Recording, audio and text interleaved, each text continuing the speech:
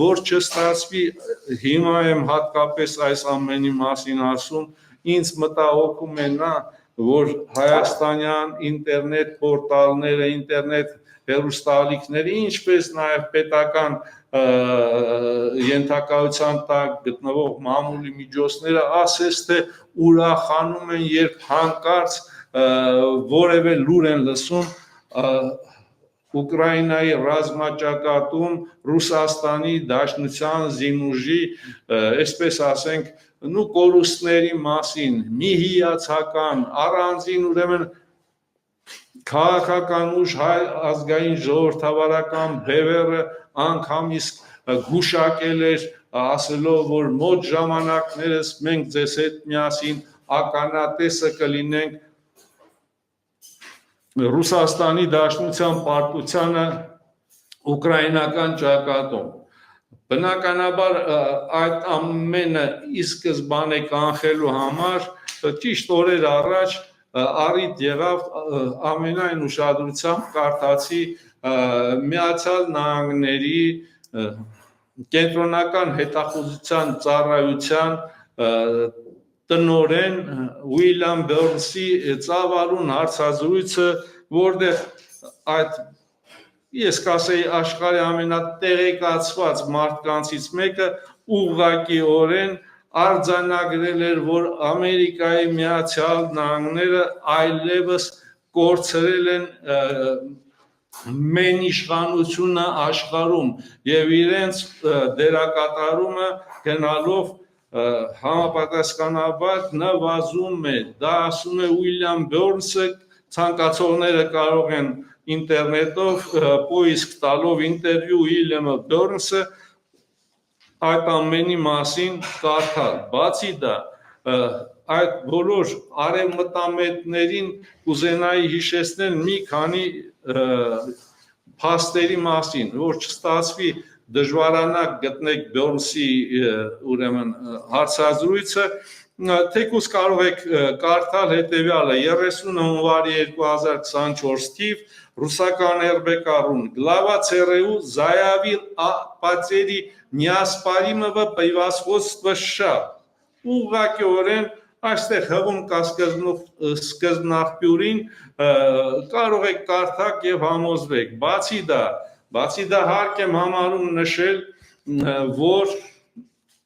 Ռուսաստանի հաղթանակի մասին արդեն իսկ հայտարարում են նաև այնպիսի լուրջ վերլուծաբաններ, որոնց երբեք չես համարի Ռուսաստանի դաշնակից կամ Ռուսաստանի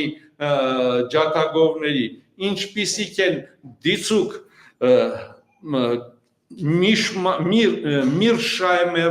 Ջոն Միրշայմերը, Չիկագոյի համալսարանի պրոֆեսոր, որը դեռ 23 թվականի նոյեմբերի 13-ին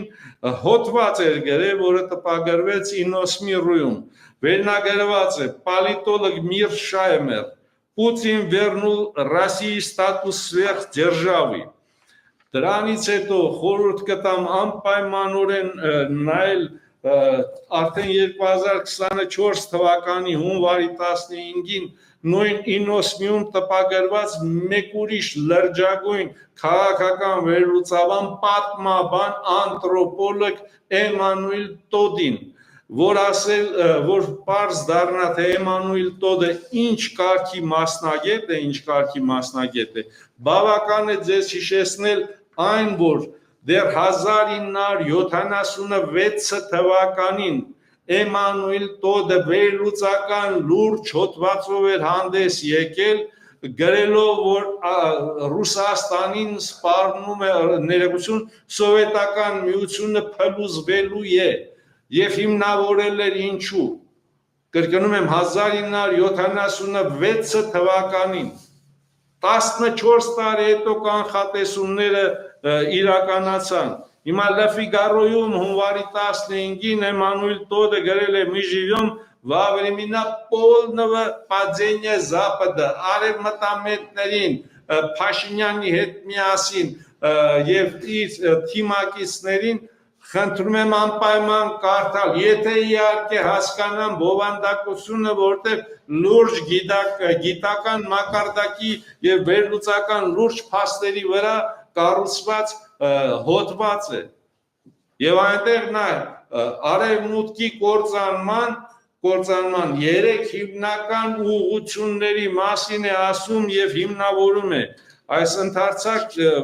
վերլուծությունը չկարդամ միայն երրորդ գործոնը շատ կարծում եմ ուսանելի կլինի արևմտամետների համար։ А каков третий фактор, ведущий к падению Запада? Երրորդ գործոնը որն է, նա ասում է, այս հարցին պատասխանում է, երրորդ գործոնը, որ արևմուտքը տանում է կործանման, դա նա է, որ աշխարհի ոչ արևմտյան երկրները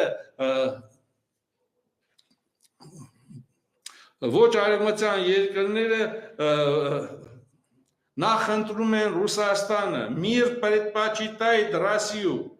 Մոսկվայի դեմ պատժամիջոցներից հետո, որոնց թիվը արդեն 19,000-ն անցել է, եւ Ռուսաստանի Դաշնությունը դրսևորեց այն ցուցանիշները,